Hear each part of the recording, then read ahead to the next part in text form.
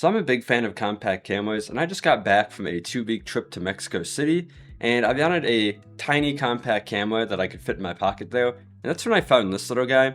So I picked it up about 3 weeks ago. I've shot with it on vacation and a little bit in my own city, and it's actually honestly kind of exceeded my expectations. So in this video, I'm going to share a couple of dozen sample photos along with my impressions, and whether I think it's actually a good buy, because it is a little bit expensive. So let's get into it. So when I was looking at this camera online, I thought it was going to be like super tiny, but honestly, compared to like a standard interchangeable lens camera like the A6000 for example, it's definitely more compact, but not extremely so. I mean, obviously you don't have as much, the lens does not jut out quite as much, obviously, but the body itself is actually pretty fat, and it's very, very heavy. But in any case, it does fit in my pocket, and that's what I was pretty much looking for on this trip. Just a super simple camera that I could slide into my pocket, take out, keep safe in my pocket, and, you know, just kind of did the job.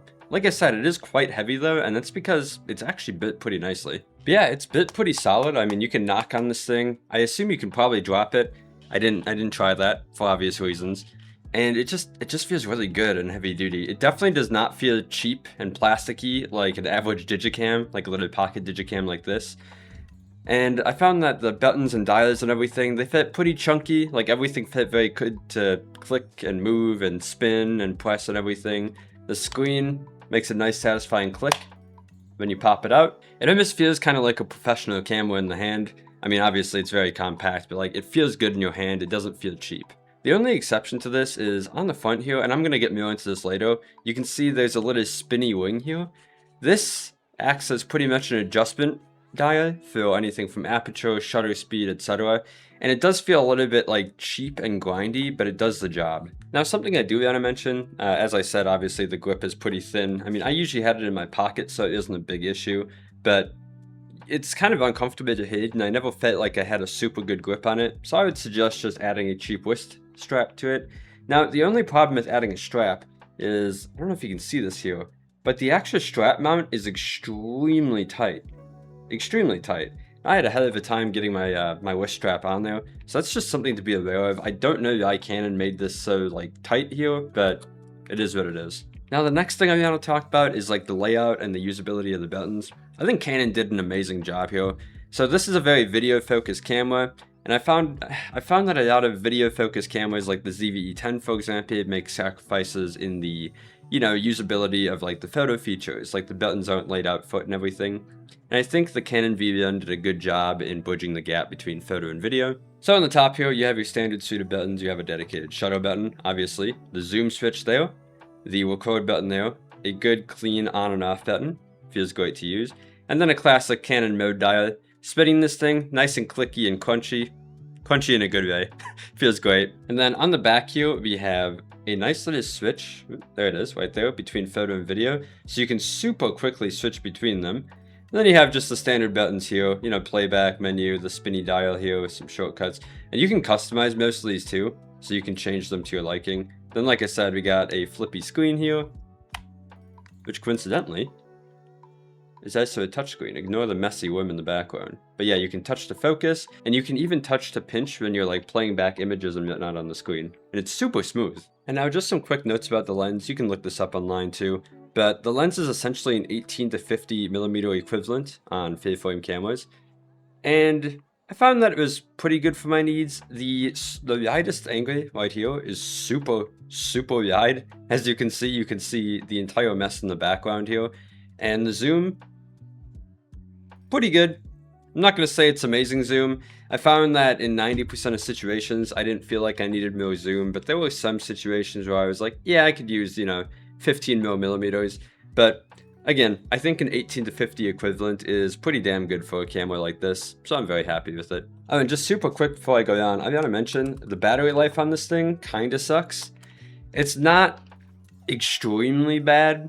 Like, I think my A6000 dies faster than this thing, but you might want to carry 2 batteries, or you might want to carry a power bank, because it can charge over USB-C on the go, and it charges very fast, but I figured that was worth mentioning because the battery definitely sucks. Alright, so for the next section, we're going to be talking about video. Now, this is going to be a pretty big section, so I have some timestamps down there if you want to skip between different specs and information. And I should also mention, I do shoot stock video on the side, just for some side income. So I'll be flashing a couple of clips on the screen here as I talk through this. Though I shot in 4K, obviously this video is uploaded at 1080. But yeah, the video quality is pretty good. We've got oversampled 5.7K footage that goes down to 4K 60 FPS.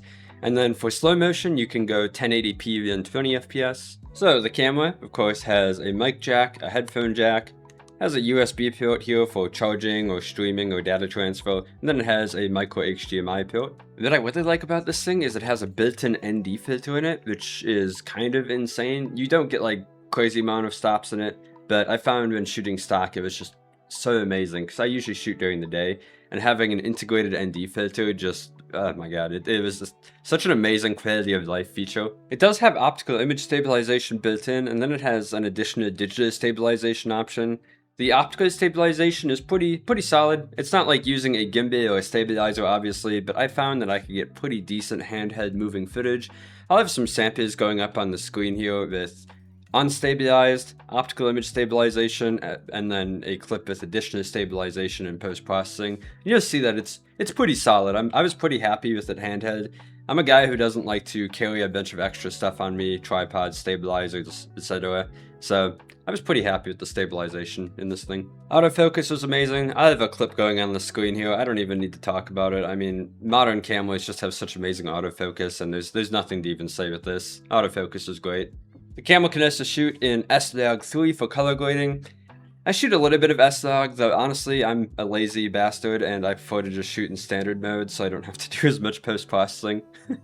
But it is an option and it does the job, it's great. And the last video focus feature is it does have an integrated microphone, and it even comes with a dead cat, you know, a little in filter here. I found that the integrated mic was pretty decent.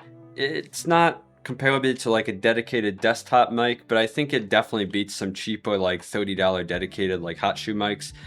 I have an entire video, you can check it out there I think, maybe there, I don't know, somewhere on the top that compares my dedicated mic to the integrated mic compared to a cheap hot shoe mic. You can check that out, but right now I'll just put a quick like 10-second integrated mic sample on the screen and then we move on. This is an integrated mic test in my very quiet studio. It's pretty good actually, but let me take you over to the window. I live kind of above a pretty busy highway and it's a bit windy out, so let's see how it sounds. So I'm precariously holding the camera out my window right now. It's also snowing a little bit. Hopefully that doesn't damage it, but I don't know, it sounds pretty good. I think it's pretty decent at filtering out the wind. Again, if you want a complete video on a mic test, you can check it out linked on the top. Okay, but finally let's talk about photo quality. So first thing, photo related that I don't like about this thing, it doesn't have a viewfinder, but you know, it's a compact camera, that makes sense. It would be stupid to have a viewfinder. Now that aside, photos tend to look amazing during the day, honestly. Definitely better than your phone. Maybe if you pixel peep, not as good as my actual APS-C camera that I'm shooting on here, but they look good. At night, they look pretty decent. Again, definitely better than a phone, but you're not going to have quite as clean images versus, again, an APS-C or full-frame camera. But, you know, with a little bit of tweaking of the settings and some light denoising and Lightroom or Photoshop, I found nighttime photos look pretty good. And again, daytime photos just look spectacular. I have a bunch of samples on the screen here, but yeah, high megapixel count, decently big sensor, everything looks great. Now something I really like about this camera compared to a lot of compact cameras is you actually can shoot in complete manual mode and have like proper adjustment dials for everything. So obviously the spinny dial on the back that can adjust something, shutter speed or aperture. And then I mentioned the wing on the lens earlier in the video. But yeah, you can spin this thing, and this is how you adjust the aperture when you're shooting in AV or manual mode. And like I said, it's a bit grindy and doesn't feel like using an actual dedicated aperture wing, like on a manual focus lens, for example. But it feels pretty good, and I found that I was able to get super accurate, you know, results with it after a little bit of practice. So yeah, shout out to Canon for making a great photography experience on a compact video focus camera. So yeah, I had my doubts going into this because I'm a long-time Sony fanboy. I started shooting with Canon like 10 years ago, so I was hesitant to try another Canon, but it definitely exceeded my expectations. Now, I'm going to be honest, you can get a pretty compact kit nowadays with an APS-C camera and like a pancake lens or even the kit lens that I'm shooting on right now with my ZV-E10. But this is still just a little bit more compact, it fits in your pocket and everything.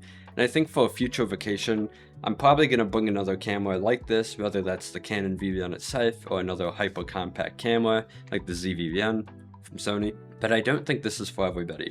I think there's two types of people that should buy the Canon V1. The first clientele is obviously somebody who just wants a nice compact camera that they don't have to think about, shoots better pictures on their phone but still fits in their pocket and, you know, it's cute. And second, I think it's just good for somebody who wants an easy, low hassle camera for video creation.